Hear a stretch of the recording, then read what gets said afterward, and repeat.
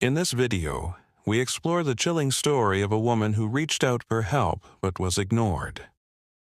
This is a haunting case of desperation, failure, and the length someone will go when they feel completely alone.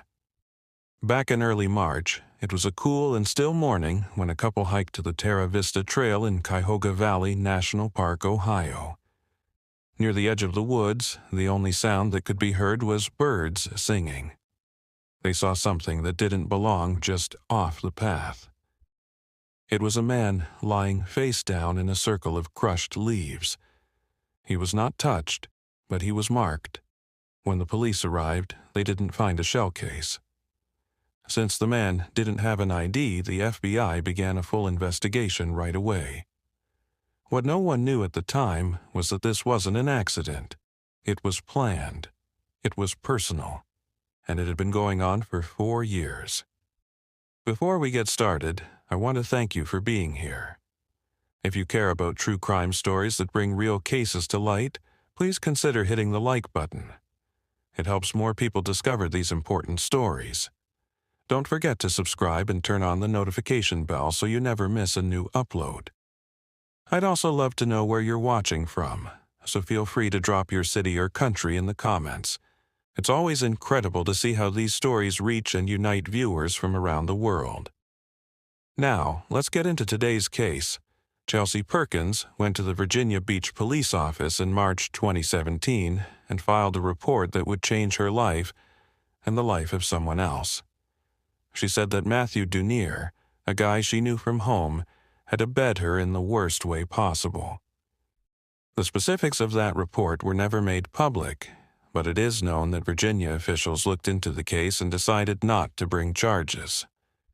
The cops said there wasn't enough proof to go ahead with the charges, which was a terrible blow for Chelsea. But it's important to note that because of how these crimes work, only about 1% even make it to court. Chelsea had been in the U.S. Coast Guard for a while. She was smart, quiet, and focused.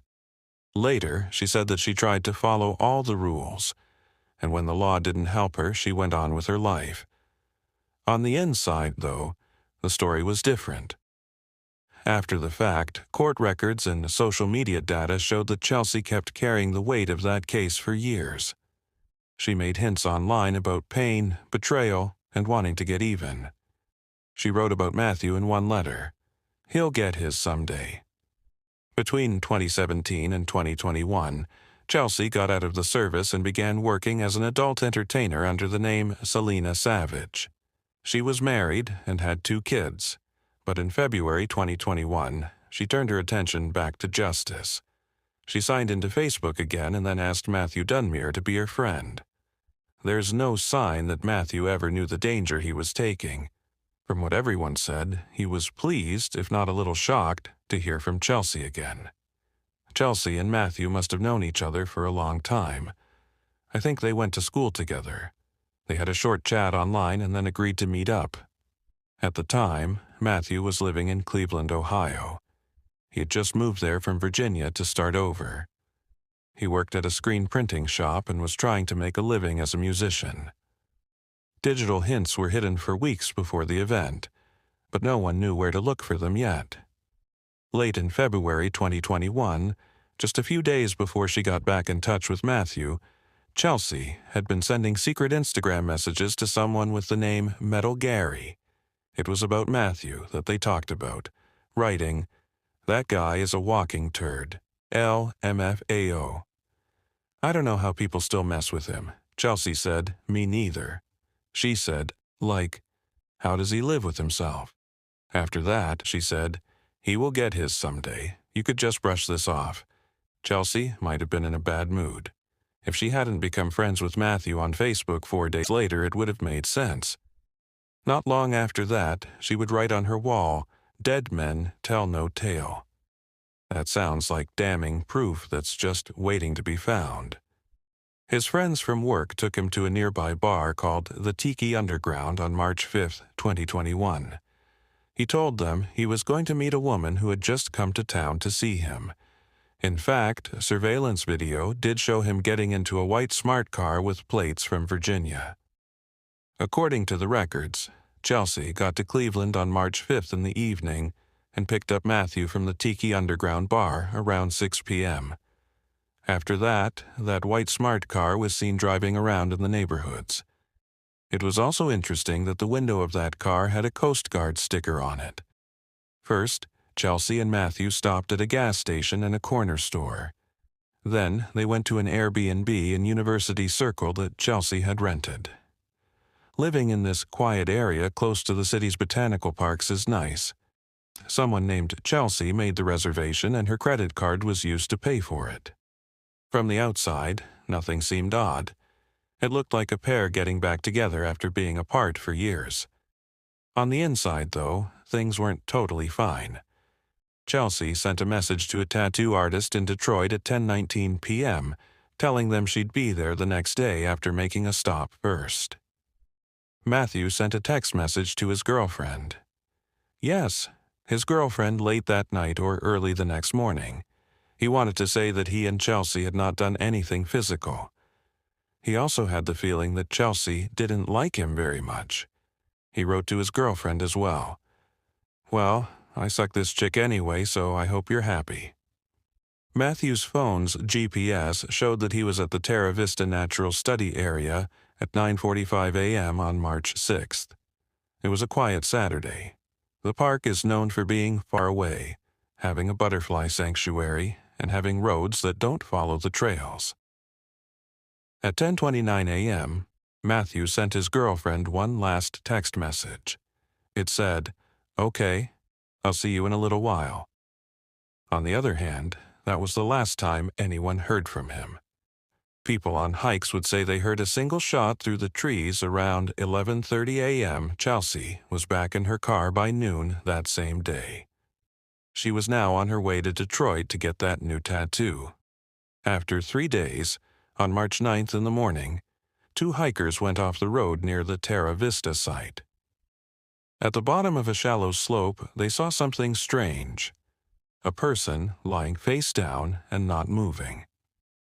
By late morning, police had arrived at the scene. The body was cold, but it hadn't broken down yet. No pull marks were found, and he was not buried or hidden. He only had one wound on the back of his head. Within hours, dental records and a report of a missing person proved that he was Matthew Dunir, who was 31 years old. Detectives called his boss, friends, and lover. That's when text messages became important.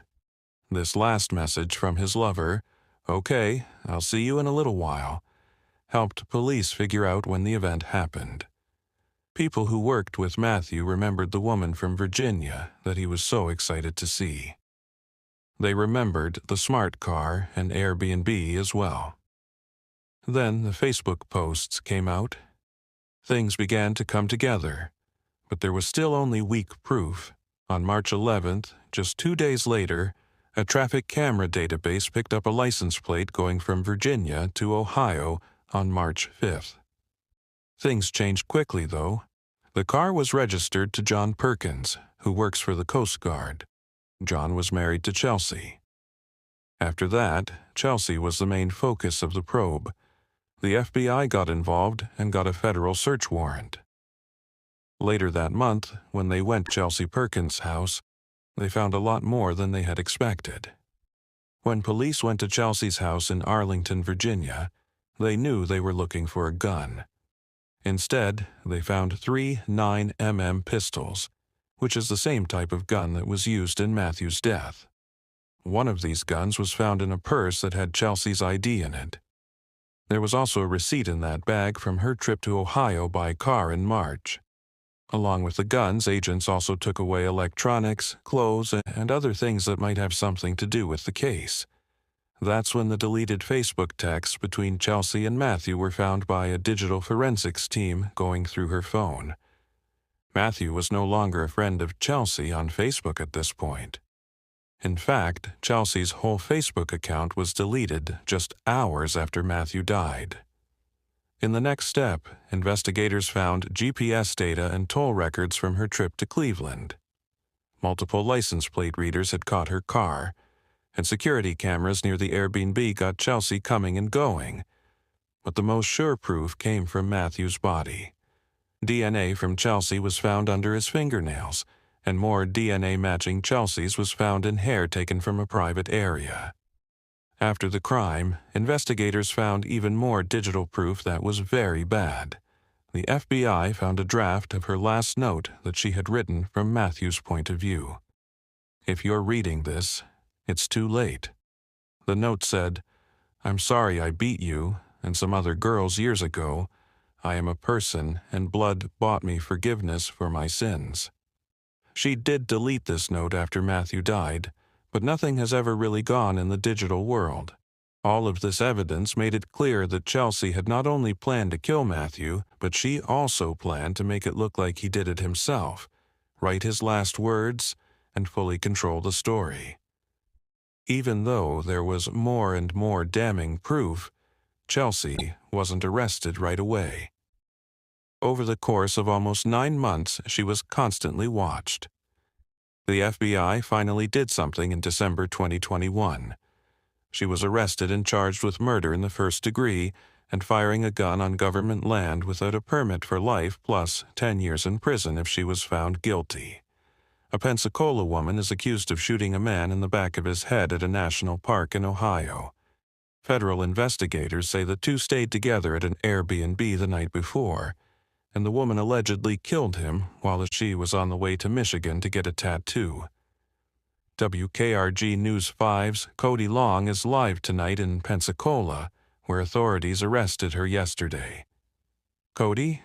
Yeah, it's been about 9 months since the man's body was found near Cleveland, Ohio. And today we learned the woman accused of killing him lives right here in Pensacola. 31-year-old Chelsea Perkins is charged with murder. She was arrested Thursday at her home on Breen Ridge Drive. She's accused of shooting and killing Matthew Dunir on March 6th. Hikers found Matthew's body a few days later near Terra Vista Cemetery, a burial ground at the Cuyahoga Valley National Park in Ohio. 4 days before his body was found, the FBI says he was out with co-workers at a bar in Hudson, Ohio. He told his supervisor he was going to meet a girl who was staying in the area for the weekend. A few minutes later, she picked him up from the bar. His co-workers reported seeing her pick him up in a white smart car. That car belonged to Chelsea's husband in Arlington, Virginia. She and Matthew left and went to her Airbnb. The next morning, she texted a tattoo artist in Detroit and says she's on the way, but first she has a stop to make. That stop was at the national park. Investigators say her DNA was found on items at the crime scene, and her phone's GPS showed she was in the area at the same time as the victim. Chelsea Perkins rejected a plea deal that could have spared her life in prison if she was found guilty on a first-degree murder charge. The deal included 27 to 31 years behind bars, meaning she would be 65 years old when she got out. Now, the case likely heads to trial, and her fate will be in the hands of a jury. Chelsea turned down a plea deal at first that would have given her more than 27 years in jail. But as the trial date got closer and more evidence was found against her, she changed her mind. Chelsea Perkins went to court on March 27, 2025, and admitted to second-degree murder and using and firing a gun during a violent crime on federal land. New tonight, a Virginia woman has pleaded guilty to second-degree murder for a shooting that happened in Cuyahoga Valley National Park back in 2021. 35-year-old Chelsea Perkins admitted to shooting 31-year-old Matthew Dunir at the Terra Vista Natural Study Area in Valley View. If the judge accepts Perkins' plea agreement, she will face 20 to 25 years in prison. When asked in court if she had done this to Matthew Dunir, she spoke softly. One word was all she said. Yes. As part of the plea deal, the first-degree charge was dropped. She will spend 20 to 25 years in a federal jail if the court agrees to the deal. The date of her sentence is September 9, 2025. It's probably the last part of a case full of secrets, pain, and decisions that can't be changed. The crazy part of this story is that it wasn't the only terrible thing that happened that March morning in the woods. Chelsea was waiting for charges to be brought. But Matthew's mother did something about it herself. It got old for Matthew's mom, Tommy Lynn Dunir, to wait before Chelsea was even charged. She started her own research because she was desperate and sad. She thought she had found the woman who had hurt her son, a 30-year-old woman in Washington, D.C. We all know now that she was wrong, though. Mother Tommy approached the woman while dressed as a UPS driver. He pulled out a gun and shot her twice in the abdomen. The woman miraculously lived. Tommy ran from the scene. Later, police stopped the car that Matthew's dad, John, was driving. While they questioned him on the side of the road, Tommy, who was very sad, ended her own life inside the car. After Matthew's death, his mother, Tommy, back on the East Coast, tried to track down the suspect on her own, according to her brother. But investigators say she shot the wrong woman at a home in Washington, D.C., where she knocked on the front door, disguised as a UPS driver. That woman survived, but as police closed in, Tommy took her own life. It was like a movie. It was also surreal, losing Matthew and then his mother, 6 months later. I mean, it's been rough. It's been a rough couple of years. For his part in the attempted murder, John got 3 years and 6 months in jail. In March 2025, he was set free. John now writes memories to Matthew on his online death notice from time to time. "Matt, I miss you, son," says one. "Every day I think of you. Son, I love you. I'll see you in Valhalla. Dad." Now, what really happened during Chelsea's moment of revenge? The following events happened in order. Chelsea and Matthew went into the national park together around 10 a.m. They went off the marked road and into the woods where they couldn't see other hikers and there wasn't much light. The next thing that happened was quick. Chelsea took the gun out of her bag, put it behind Matthew's head, and then pulled the safety. There was no fight, no second shot, just one well-thought-out move that ended it all in an instant. Chelsea then left him there lying face down in the leaves. She was smart enough to pick up the shell casing, but she made a huge mistake at the scene of the crime. The DNA of both of them was found in a water bottle that was left next to his body. The shooting is thought to have happened between 11:30 and 11:40 a.m. Not long after that, a couple ran into a woman in the woods. The woman wore nothing but black, a hoodie, black trousers, and knee-high boots. They said she didn't seem scared or rushed. She just seemed blank. They asked her if she was okay, and she said she was lost and looking for a graveyard. After that, she turned around and left. No one at the time knew that woman was Chelsea, and that she had just killed someone moments before. In the event that Chelsea serves her full sentence, she will likely be in her mid-50s when she gets out. With 2 kids who were 7 and 9 years old at the time of the crime, she will be missed. Matthew, on the other hand, never got to turn 32. His life in Cleveland, his singing, and his relationships all looked bright until he made one simple choice. But what made them make that choice? 2 families were destroyed and 2 lives were lost. Chelsea said, "Dead men don't tell tales, but the truth is that they kind of do." Thanks for watching till the end. If this case shocked you as much as it did me, don't forget to like, subscribe, and hit the bell so you don't miss future true crime stories. Let me know your thoughts in the comments, and I'll see you in the next video.